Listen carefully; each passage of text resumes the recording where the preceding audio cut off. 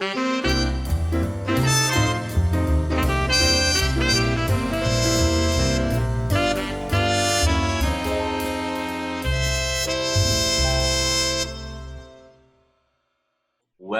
to Meet the Biz. Today, I am visiting with, how long have I known this incredible, amazing man? I think I met him when he was this small. I don't know. Oh, he is wonderful. He's wonderful. He is a professional software engineer specializing in web design and development.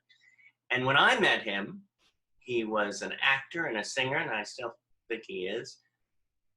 My dear friend, Mr. Sam Thacker! Hello, yes, hi. Thank you so much for having me, David. Well, this is fun. This is fun. It's sort of like, okay, let's bring the family in. No, yeah, and you were close. Yeah, I was definitely smaller, but it was about 10 years ago we met. Was it only 10 years ago? It's been 10 years. I love how for me, I was thinking about it last night, and I was like, how long have I known David? Yeah, about 10 years. Wow, that's a long time. Wow. Well, especially since you're only... I'm 23, so there you go. Okay. Really? Okay. Was it? Yeah, no. It was let's see. It was at a Christmas Carol audition for the Edgemar Theater in Santa Monica. Right. And I remember this because I was auditioning for Boy Scrooge, and I got 3 callbacks for that role. And I was really excited, and I loved working with you, and I love auditioning. I've always loved auditioning. A lot of people tend to not like auditioning, and they just want to go ahead and be on the stage. I love auditioning. It's so much fun for me to try on as many hats as I can, and auditions are a way to do that. Unfortunately, I didn't get the Christmas Carol role. I guess I know you must have really liked me because I got those 3 callbacks, but my sister did get the role of Little Fan. So I ended up spending a lot of time with you and the people that you work with anyways, because I was always with her, with my mom, going ahead, and she was in rehearsal or you guys were doing the show. So yeah, it's been 10 years. 10 years. Wow. And that was Corey Allen's last production, I believe. Yes. And I remember I was so excited to get to meet him because I grew up on Star Trek: The Next Generation. Yeah. So being able to finally meet him, and he wrote Encounter at Farpoint, all these amazing episodes, just amazing. Yeah, he was an amazing man. He's an amazing man. And you are an amazing man. And then we went on to you did Lainey Kazan's workshop.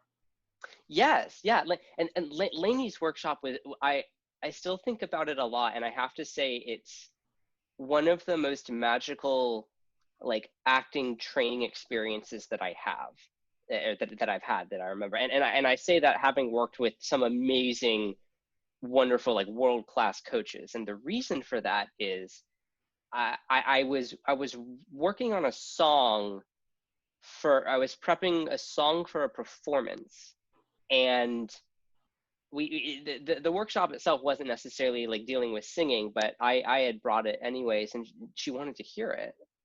So I went ahead and I performed Willkommen in Cabaret in front of the entire workshop, and just the pointers that she gave and the way that she worked with me on it.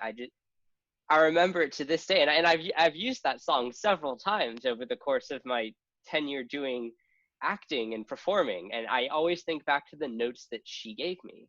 So no matter what you are doing, anything magic is always tied to the name David Zimmerman, I would say. That's right.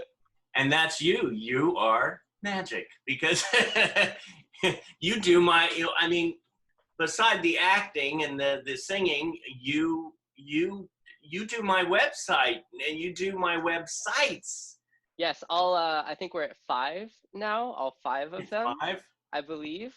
Yeah, Meet the Biz, My Next Breath, Your Personal Site, Honey Bunny, and are we at 4? I think we're at 4, but still, that's a lot. You're psychic. I think there's a 5th one coming up somewhere. There we go. There we go. Maybe I shouldn't be mentioned that on the air, surprise project or something. Oh. Ooh. Well, we'll need to discuss. Mm-hmm. So what got you interested? Of course, you were in the acting field. You were singing. Mm-hmm. You were doing all this stuff. What got you interested in web design, development, and engineering? So really funny thing is and my memory's a little hazy because I've been doing this for a very long time, but I got into both of them at a very young age. The acting because I saw a friend in a musical theater production, and I turned to my mom in the audience and said, "I want to do that. That looks fun." And I was like 7 or something like that. I was really young. But at the same time is when I was getting into computers, and I started teaching myself how to program from a really young age. I would just go on my computer and mess around, try to figure out how the computer worked. How could I get it to do things specific to what I wanted to do to program it, essentially. And that eventually evolved into websites because this was like mid 2000s, I want to say, and at the early mid 2000s, and at the time there was a really big web boom. A lot of people were going ahead and making websites. The web was kind of like, okay, web 1.0, web 2.0, the new frontier for everything interconnected on the computer. And I really wanted to learn how to go ahead and how do they make the website? How does it work? What's the networking behind it? And so I started just honestly, I just started researching stuff on the internet. Yeah. And I expanded my knowledge base, and from there, and I feel really fortunate to have grown up in a time where there's such a big boom on the internet, because like, as with all technology, if you look at things from like 10 years ago, the amount of advancements and changes and perfections that have been done from even just like 2 years ago are astronomical. Right. So kind of jumping in on that wave just at the right time and finding something that I absolutely love doing and was pretty good at, I would go ahead and say. Take the well, I'm excellent at. Thank you. But yeah, so it just kind of just grew from there, and I found something that I love doing, and I stuck with it. And I'm here like a decade later doing client websites and hosting websites and applications that are ranging from individuals and small businesses to people who have really specific needs and have a very specific look and application that they need to get done, but they don't necessarily know how to do all of the coding to make the magic happen. They want their own corner of the internet, I like to say. Right. But yeah, it's quite a journey this far. Well, you know what's so interesting too is, you know, you still love performing. That you know, I can hear it from you when I talk to you, when we meet, you know, when we used to meet outside of the quarantine. Yeah, of course. But you have, it seems like, you know, some people have a stronger right brain and a left brain, the creative and the intellectual, and, you know, not to say creative isn't intellectual, but you seem to have a nice balance of both. Yes. Yeah, and by having that, I think it just helps. It helps for the people who are in the arts. You have that extra special, you know, you see something that other web designers might not. Yeah. And again, I think this is just part of a byproduct of being really fortunate to be able to get into both of these at the same time. It is very, very different fields. I mean, sure, web design and development and putting everything together, like you can throw code at a website and you can make it work, but the difference is the creativity in that, to go ahead and say, okay, what's the best way to capture X? What my goal is here? What's my best way to do that and make it as seamless as possible? And the experience of the website, the actual look of the website, how it interacts and flows, there's so much more that goes into it than just code. Yeah. And I think part of my experience with the industry and acting and having that creative outlet for me has been essential in not only helping me build my repertoire and build my experience, but also just in general. Like I'm a computer science major, and I was majoring in computer science when I was doing like regional tours of theater, musical theater in Alaska. Like I'd literally be in the green room reading a computer architecture book because I had homework due. And Wow. I was in college for computer science, and people come to me like, "What are you reading?" I'm like, computer architecture 8th edition." but really having the left brain and the right brain to go ahead, and it just feels to flow so naturally to me. And it also comes back to just the amount of stuff that I have my hands in what I'm doing. Like I'm a computer science major. I run my own web design studio for a decade, and I'm minoring in philosophy because that's something that's a class I took in high school that I loved, and figured out, hey, I'm good at this too. I can go ahead and read up on all this stuff. So just, yeah, just a little bit of everything. Well, and you know what? It shows that, we really need it, especially in this country. They tried to take away the arts and music, dancing, art, but it's necessary. I really think Yes. it is so necessary to go hand in hand with everything. Yeah, and I think for me, at least, the perspective that I have on this, as someone who's in like a STEM major or a hard science, like a lot of math and everything, is there can be soul to the computer.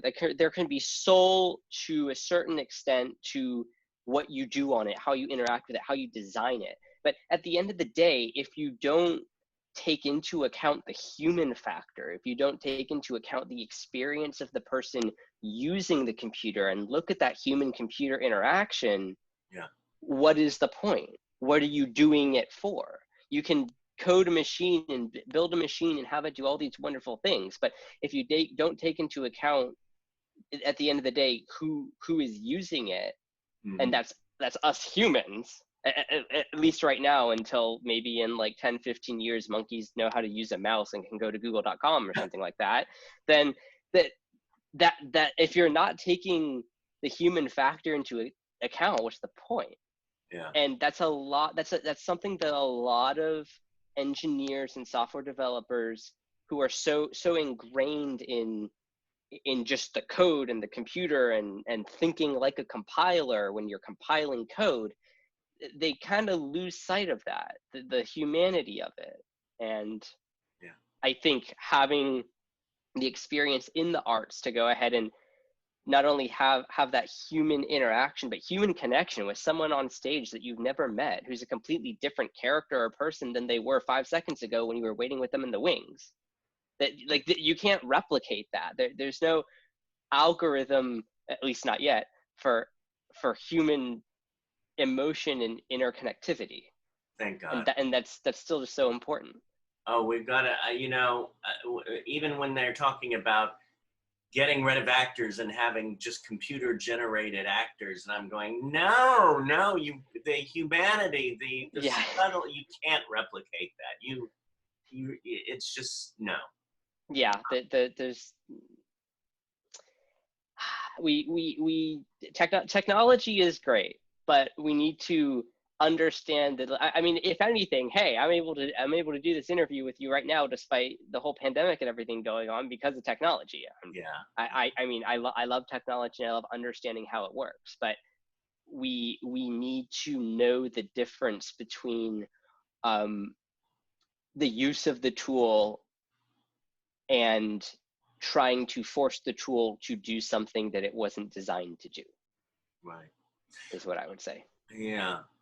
So who would you, I mean, who would you say needs a website, especially nowadays? This would be a question from that that a few people have asked me. Why do I need a website when I have Facebook or Instagram or Hmm. Twitter? Yeah.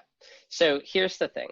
I would say anyone who is trying to market themselves, whether it's an individual, a small business, a multinational corporation, everyone needs a website. And here's why.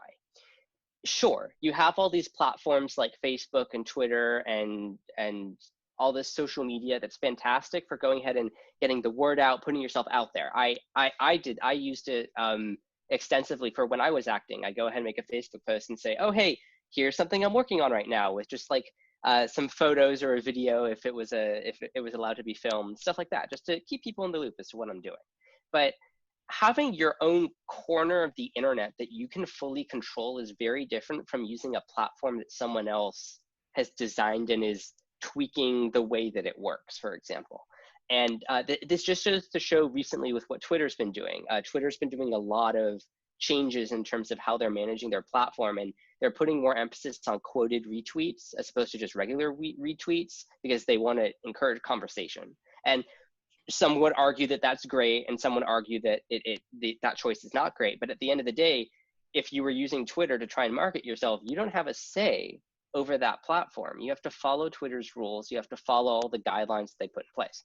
So especially for actors and performers who are literally marketing themselves as the person, as they're selling their experience, they're selling their ability to act and perform, having a website is very important to not only market yourself, but have a place that you can control. Because sure, not even social media, you have all these sites like IMDb, I mean, Actors Access, a little less so, that's mainly for actual auditions, but like IMDb, like you can put your reel up, you can put your photos up, but you can't control the way IMDb looks. You can't control what it does. Yeah. You need something, you need a website that's indicative of what you're marketing, which is you.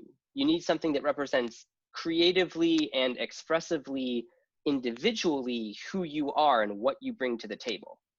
And the way that I like to think of this is a phrase that, or a term that everyone is familiar with at some point in their lives. And it's that first impressions matter. And sure, you could go ahead and say that about anything, but what I'm trying to get at is, whether you're walking into a job interview or an audition room, pretty much same thing, or you're meeting someone for the first time, you're going on a first date, what have you. The first 10 seconds, the first impression that that person makes matters the most. And the same, how you carry yourself, how you present yourself, and the same thing applies to websites.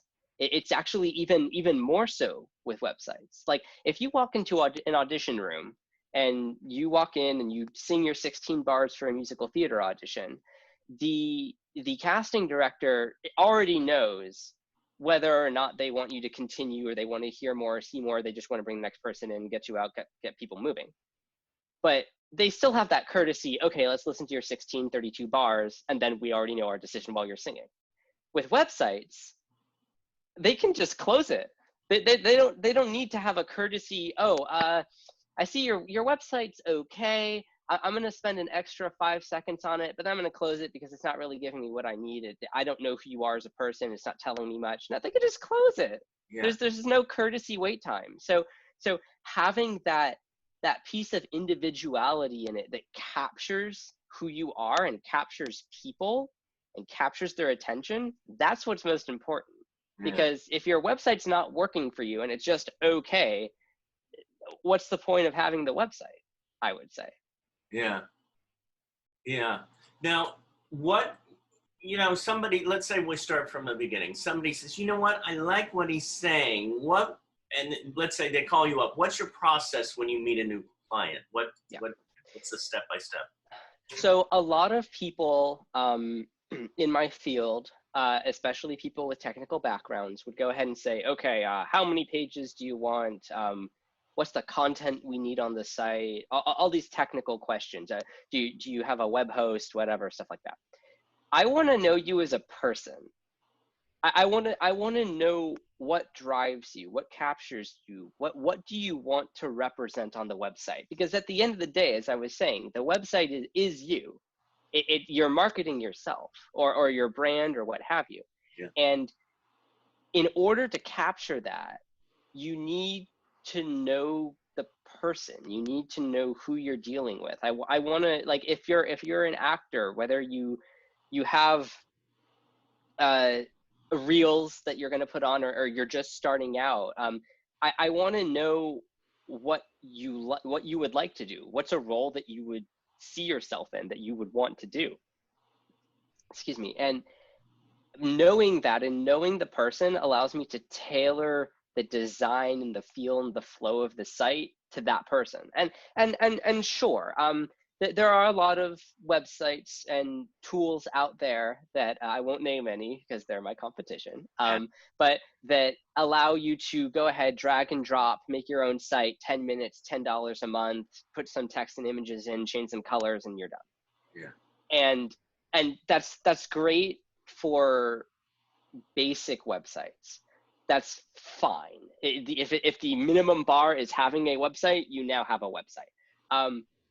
But having been in the industry and knowing that a lot of people use those tools to just get themselves on the internet, which is a start, they all tend to look the same after a while. Because there's only so many tools that you can use without doing like coding and customization work, and there's only so many sites you can do and using like templates and stuff before you kind of see, oh yeah, I've seen this one before. They changed the colors a little bit and stuff. And sure, maybe to the average Joe that's fine, it's a website. But it's not personalized to fit you, I would say, and that's where I come in. Right, right. Now, here's a question that just popped into my head. Why do I need, I guess, 4 websites right now I have? Why do I need 4? Yeah.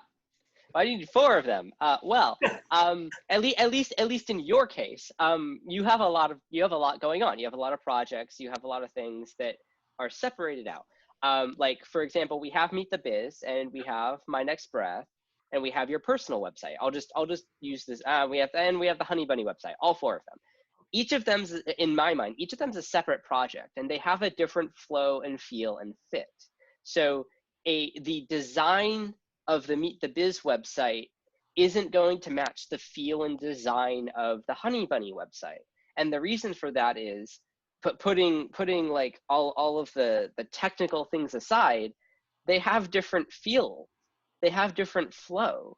And I keep throwing these terms out, but if you like look at the Honey Bunny website, it more accurately represents both the movie, the short film as a whole, and the poster that you had created for it, as opposed to just putting that on another page on the Meet the Biz website.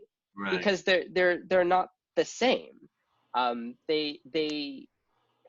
If for example we said, okay, you have 4 projects going on, I'm going to make a 1 page, and each of your projects will have a single page on one website.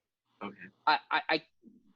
The design flow would be too jarring, even if each page were different, because you're jumping back and forth from different projects that are supposed to be interconnected because they're all on one website.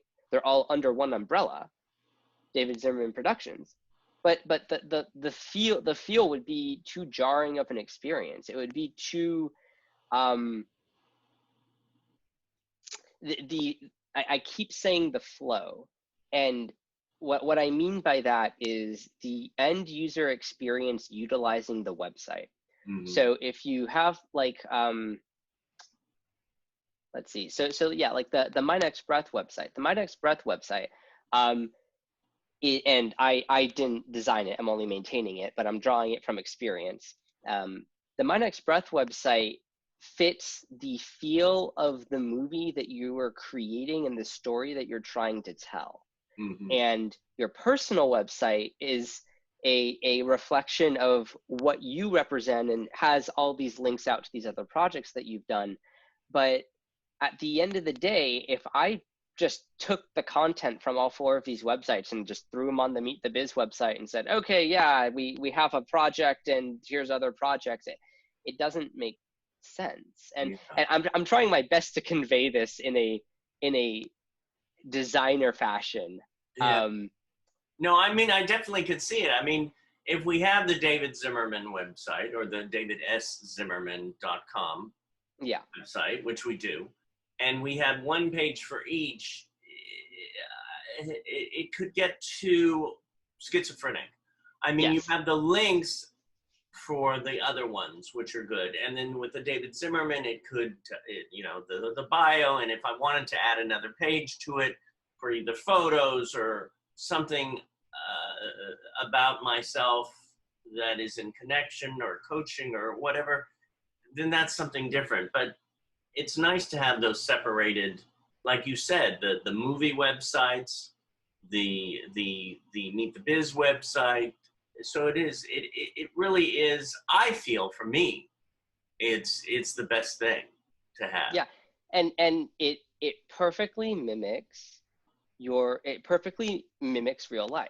And the reason I say that is, again, if I'm building a website for someone and it's supposed to be your corner of the internet, what represents you, at the end of the day, when you're working on the Meet the Biz, when you're doing Meet the Biz, you're not also thinking about Honey Bunny. You're focusing on Meet the Biz, and that's the project that you're working on. Right. And sure, there could be some interconnectedness between them, but at the end of the day, it's separated out. So if we're creating a piece of the internet for every one of these projects, and each of these projects are separate in your life and how you work on them, why would we choose to amalgamate all of them together?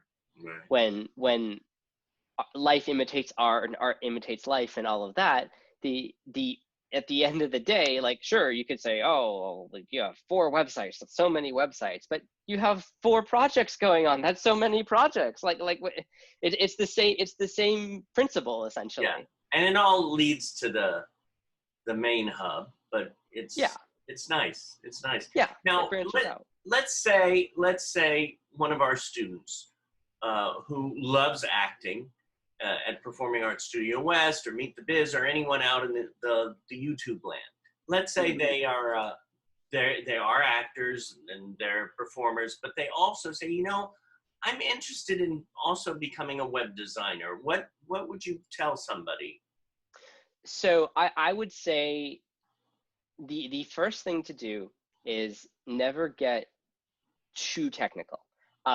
You have you will need, especially if like you're doing web development or you're not just doing designing, like if you're offering multiple things, you will need to get technical, obviously, because that deals with programming and what have you. But putting all of that aside for a moment, never get too technical, especially if you're doing web design, because at the end of the day, what you're flowing is your creativity. That's what you're working off of. For me personally, I literally, and the internet is wonderful for this. Actually, I think I checked a book out of the library first. I checked a book out of my elementary school library. It was the only book in the entire library on programming, and it was about web programming. And that's how I started. I started reading, I started researching, I started looking things up. But now, I mean, oh my gosh, you have so many resources at your disposal. There's YouTube, there's whole sites dedicated to teaching you for free how to program, how networking works, how the internet works. And just start learning. I would say start reading, start going ahead and experimenting. One of the first websites that I did was terrible, obviously, because it was my first website, but I just threw some code together, said hello world, and saw how I could have an image linked in from my hard drive display on a local machine. Yeah. And tried to figure out, okay, now that I have this, how would I get it on the internet? How does that work? And just research, mess around. The world, especially the internet, is your sandbox. It's you have the tools. You just need to know how to use them. Yeah. Now let's say somebody says, well, why should I hire you? Why can't I just build my own? Well, again, you can build your own. That's if you spend the time and you have enough of the knowledge to do it correctly, whereby not necessarily using a standard cookie cutter template like we talked about before, you can definitely do it on your own. But I would argue at the end of the day, I have over a decade's experience doing this, and I was hired by a company, by Petco, to go ahead and do stuff like this for them and do web architecture and all the nitty gritty technical stuff in between. So, I mean, you definitely can, but especially if you're trying to market yourself, unless you really have the time, which may be the case because we're all kind of stuck in quarantine right now. Now is a great time if you have the capacity to, while we're processing everything else going on in the world, to try and pick up a new hobby or something like that. I would definitely encourage you to do so. But if you don't have that time, or you don't necessarily want to try and get all that experience, I've been doing this for a decade. Yeah. Well, and, you know, there are two other reasons. It's like, for example, that's why I have you as my web designer. Number one, I don't have the time. Mm-hmm. I can't. I have so much going on. I'm doing the Meet the Biz interviews. I'm someday gonna get my next breath film out there. The Honey Bunny has to go to film festivals. I'm teaching. I'm doing that. So I have so much going on that I would not be able to sleep, or probably either, if I had to also keep my websites up. So that's number one. And the second thing was, there goes my 56-year-old brain. It went, it's hiding. 20. Oh, there it is. A second pair of eyes, or a third pair of eyes. Mm-hmm. To have, you know, because if you're just, it's, you know, when you're being creative, when you're doing projects, it's always good to have people working together, because if you're just doing it yourself, you don't see everything, and it's that collaboration. Yes. Yeah, I would. Yeah, definitely.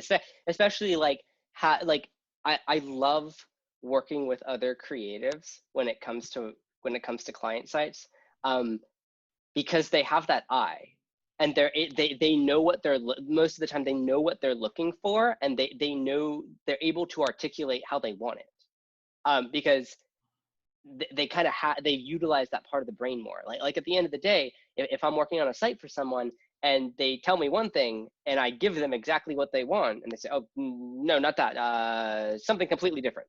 The language there is missing. The connection there is missing between creatives. But also, on top of everything, I'm going to take this back to, you have 4 websites. You can go ahead and let's say right now you threw stuff together, you had your own sites.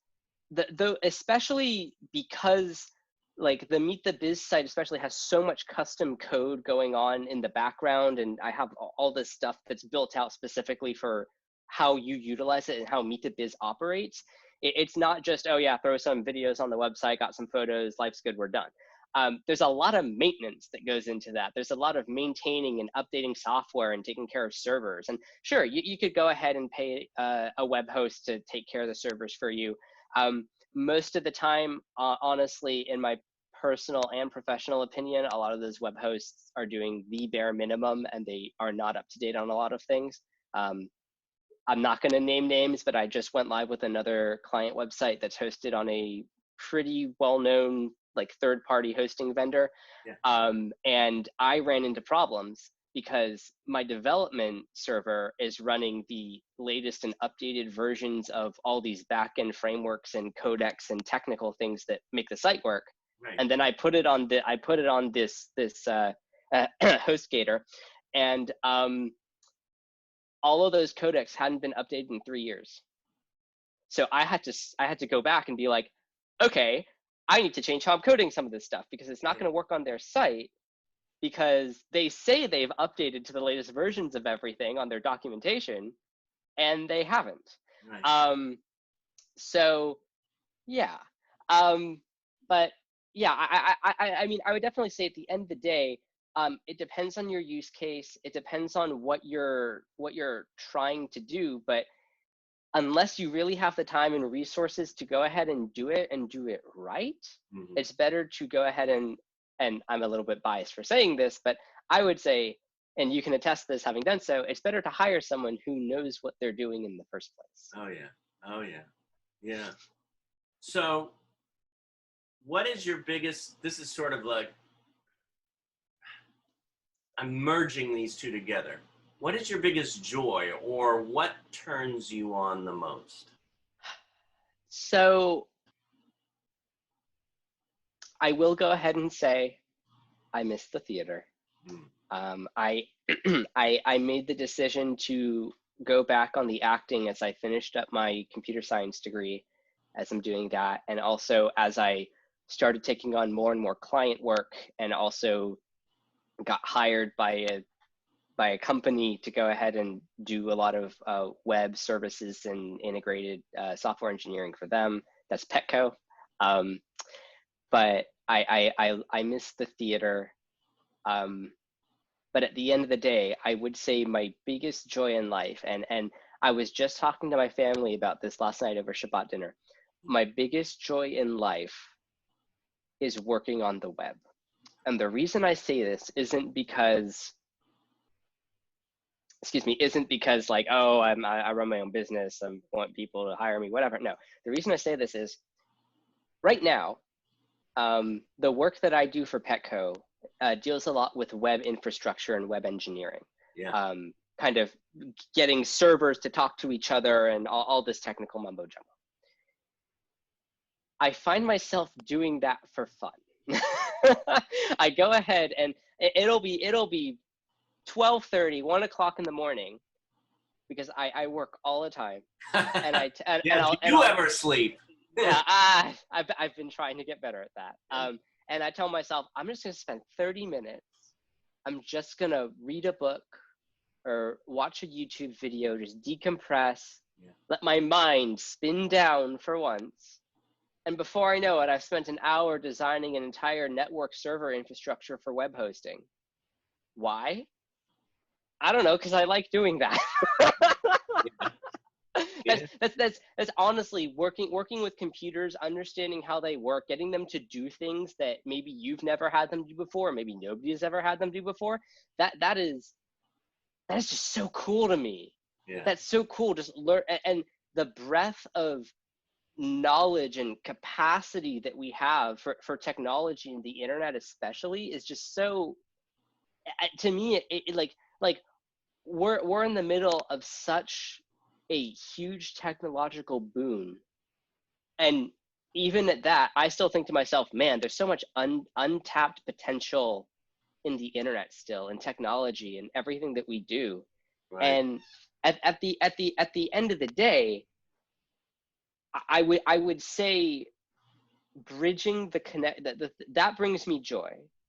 I would say the biggest joy is bridging that connection between the technical and the human.